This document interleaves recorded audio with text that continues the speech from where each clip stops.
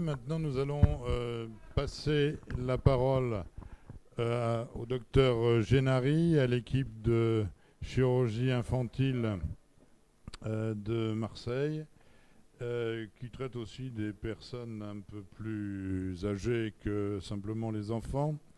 Et nous allons entendre M. Génary qui va nous parler des scolioses à point de départ lombaire, prévenir ou guérir. Alors, pardon. Je vais essayer de m'accrocher ça, pardon. Alors, ces scolioses lombaires, au tout début, les orthopédistes et pédiatres les ont longtemps négligées parce qu'elles avaient peu de retentissement fonctionnel et pour eux, elles posaient peu de problèmes. En fait, et puis de plus, elles étaient même négligées un petit peu par les orthopédistes, les orthopédistes rachidiens adultes, qui les négligeaient parce que c'était des personnes âgées, on s'en occupait peu. Maintenant, avec l'amélioration des conditions de vie de la population, on voit que ces scolioses lombaires posent d'énormes problèmes fonctionnels. Et donc, se pose le problème du traitement de ces scolioses lombaires. Avant tout, je voudrais poser le problème pour parler de quelles sont ces courbures à prédominance lombaire. Récemment, nous avons publié un article dans l'European Spine Journal où nous classifions ces problèmes, ces scolioses, pardon.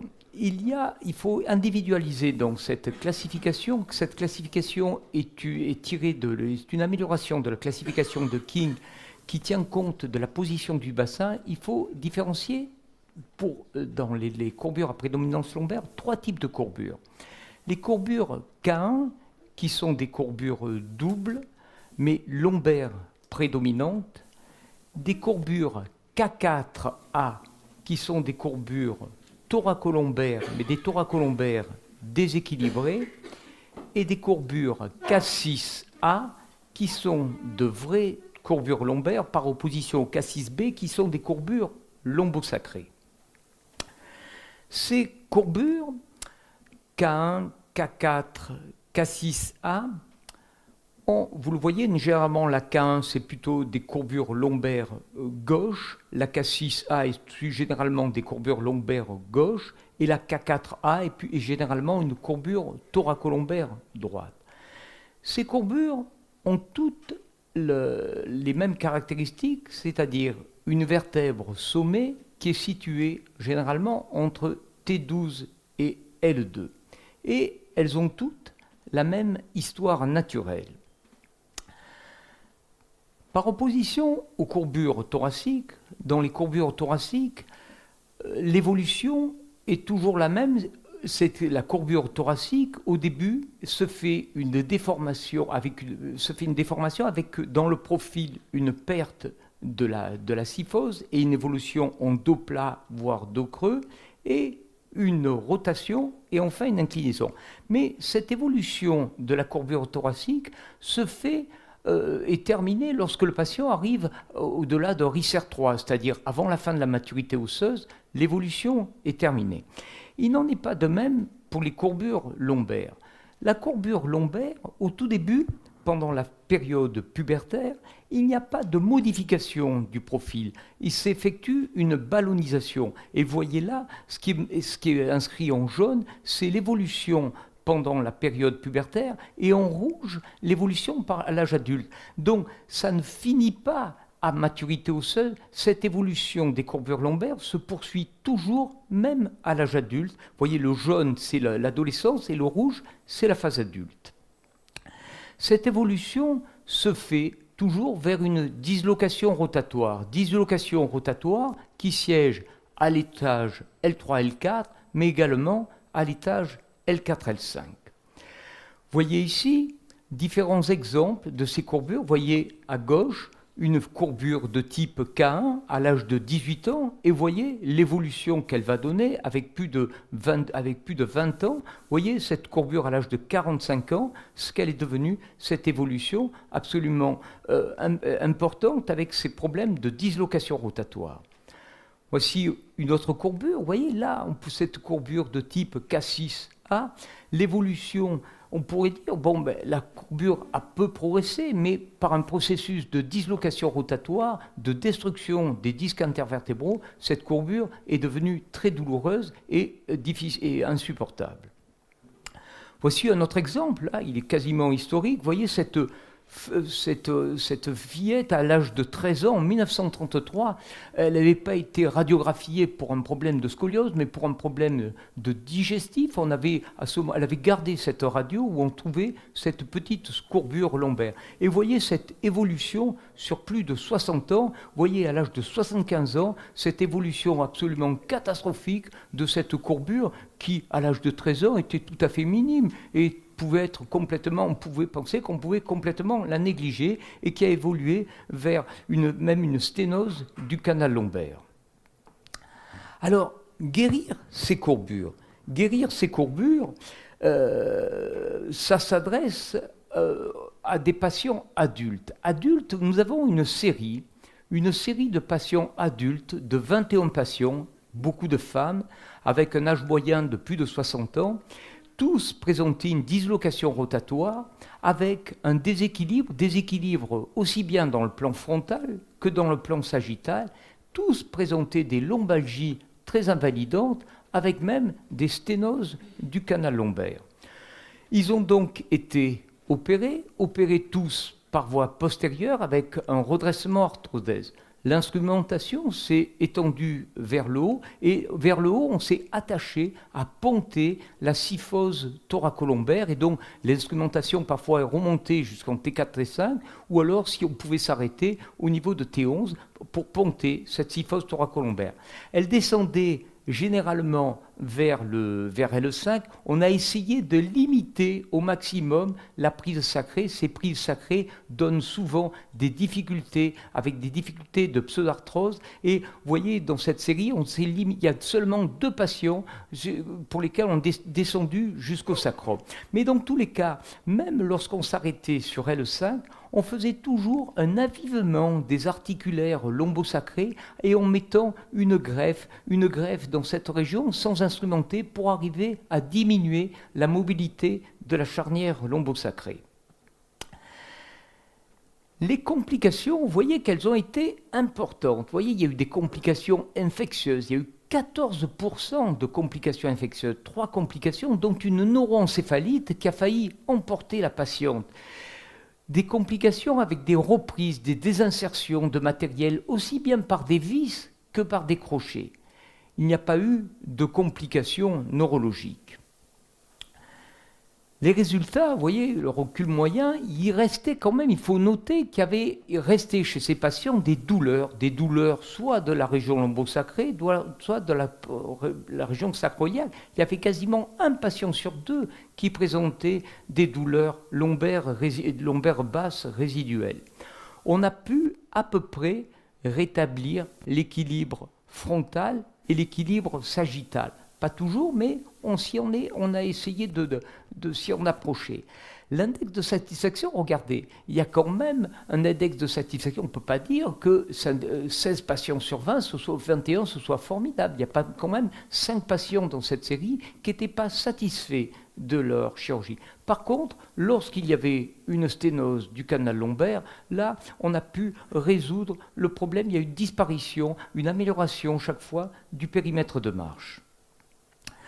Vous voyez ici ce premier exemple de cette patiente de 61 ans avec ce déséquilibre dans le plan frontal, cette asymétrie importante du pince-taille qui de plus présentait une sténose du canal lombaire. Vous voyez de profil cette modification du plan sagittal et vous voyez son cliché radiographique avec cette courbure de type K6A avec cette perte du profil physiologique, avec cette sténose du canal lombaire.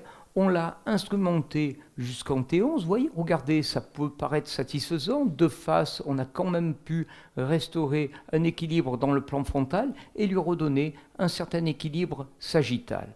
Vous la voyez en post-opératoire, cette patiente était très satisfaite et elle est très satisfaite de ce résultat parce que d'abord elle a retrouvé une autonomie et même de son équilibre. Voici un autre exemple d'une courbure de type K1. Vous voyez cette importante courbure double, lombaire prédominante. Vous voyez sur le profil la perte complète de la lordose physiologique. Vous voyez ce résultat. On n'a pas instrumenté vous voyez, on a été actuellement, beaucoup de gens proposent des vissages à tous les niveaux. On a été assez modéré dans les vissages, et vous voyez ce résultat avec un équilibre qui est à peu près bon, qui est bon dans le plan sagittal, un petit peu moins bon dans le plan frontal. Vous voyez cette autre patiente de 74 ans. Vous voyez là, elle est assise, ça semble très bien, il y a un bon équilibre, on pourrait dire qu'on est satisfait. Mais regardez-la debout. Debout, c'est beaucoup moins satisfaisant. Regardez, on n'a pas pu la corriger dans le plan frontal, elle garde un déséquilibre dans le plan frontal. Vous voyez ici son montage, vous pouvez remarquer, on a tellement forcé pour essayer de corriger, d'améliorer la charnière au sommet postérieur, on a tellement mis de force qu'on est arrivé à plier une vis de la région lombaire sous l'effet pour essayer de corriger, pour essayer de la réaligner. Donc, quand même, vous voyez, c'est une chirurgie qui reste difficile. Alors, est-ce qu'on peut même parler dans ce type de chirurgie de la place? Est-ce qu'on ne peut pas donner une place à l'ostéotomie vertébrale? Est-ce qu'il ne faut pas d'emblée chez ces patients envisager des ostéotomies vertébrales qui sont des interventions bien plus difficiles, bien plus compliquées, très hémorragiques, avec des risques neurologiques bien plus importants? Prévenir. Prévenir, donc, quel type de prévention? Deux types de prévention. Soit par un traitement conservateur, soit par un traitement chirurgical. Et vous avez compris que là, on va être obligé de descendre dans la population et s'adresser à des populations beaucoup plus jeunes.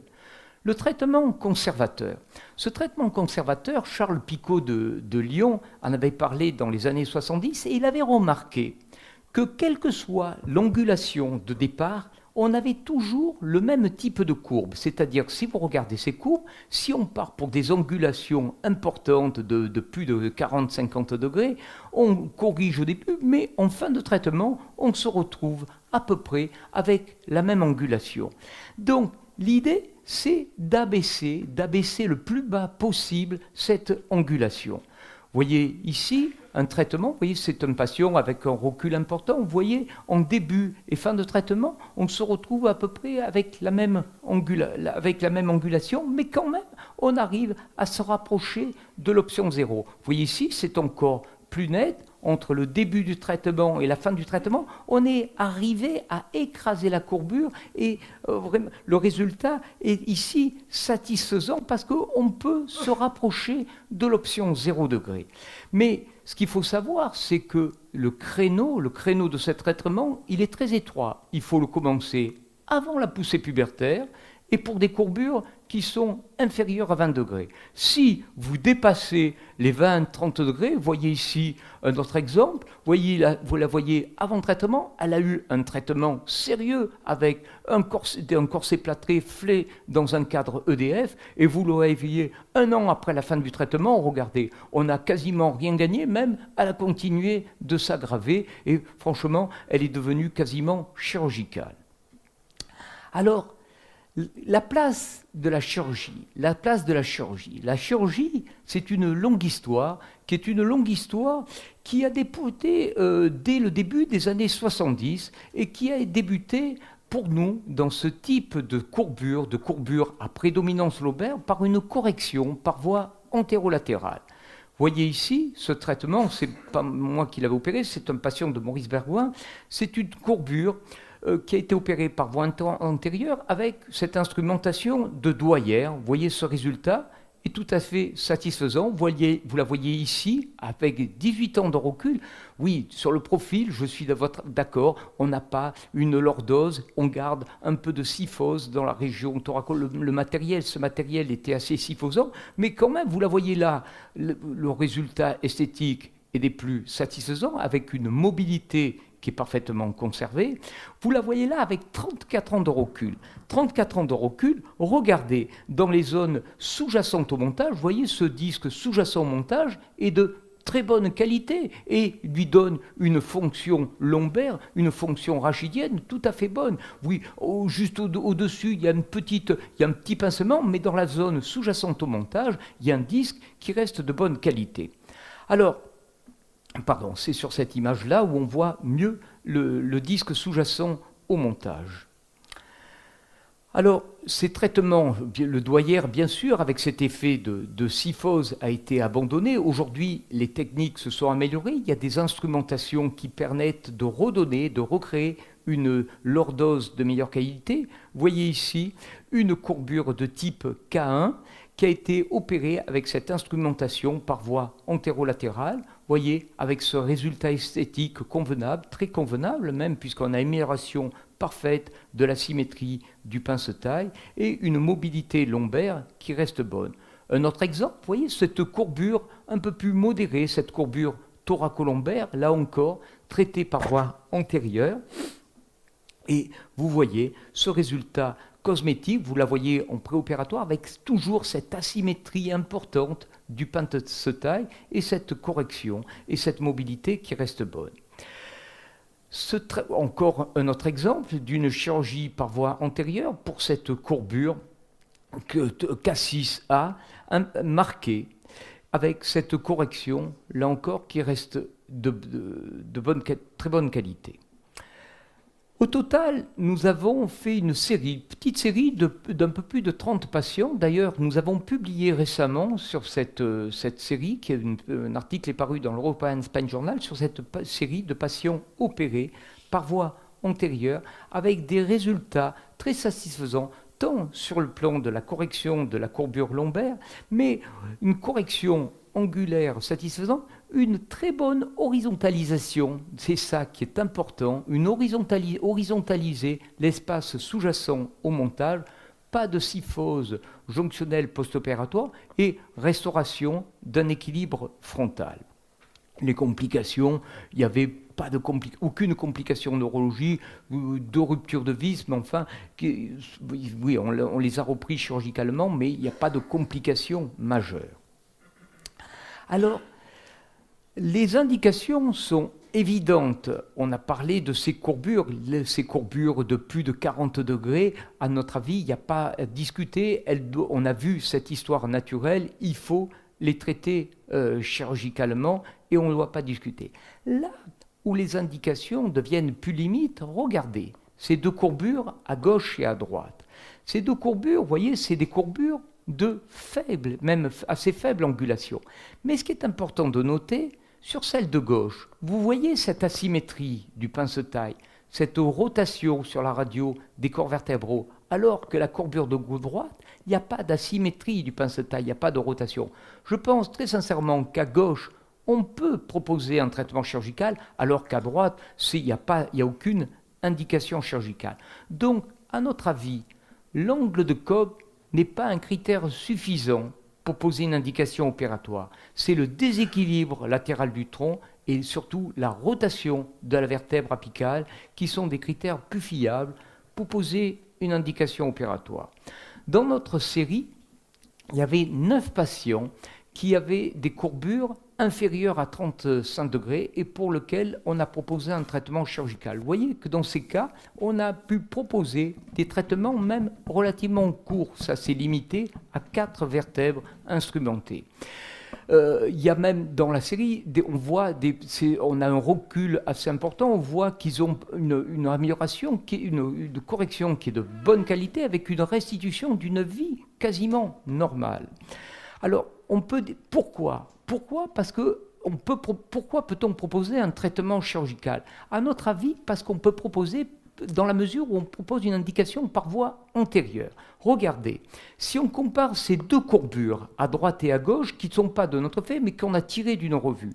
À gauche, ces deux courbures sont complètement identiques.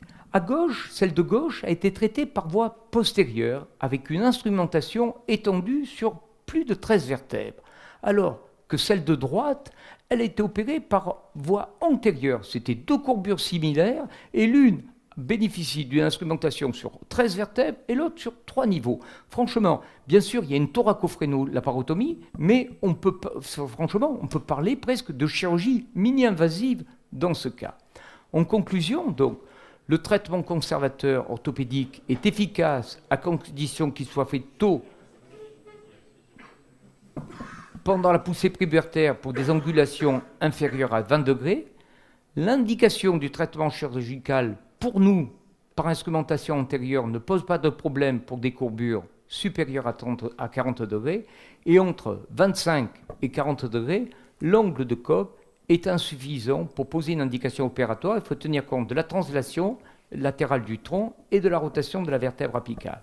Et enfin, pour obtenir un consensus, il faut établir un fichier national des scolioses de la région lombaire de moins de 35 degrés avec une rotation apicale persistante et comparer celle qui a été laissée libre en fin de croissance après traitement conservateur, de manière à pouvoir les comparer à celle qui a été corrigée par la chirurgie. Je vous remercie. Merci, Monsieur Génary. Est-ce que Monsieur Bergouin veut rajouter quelques mots? Non, mais il ne faut pas qu'il se dépêche.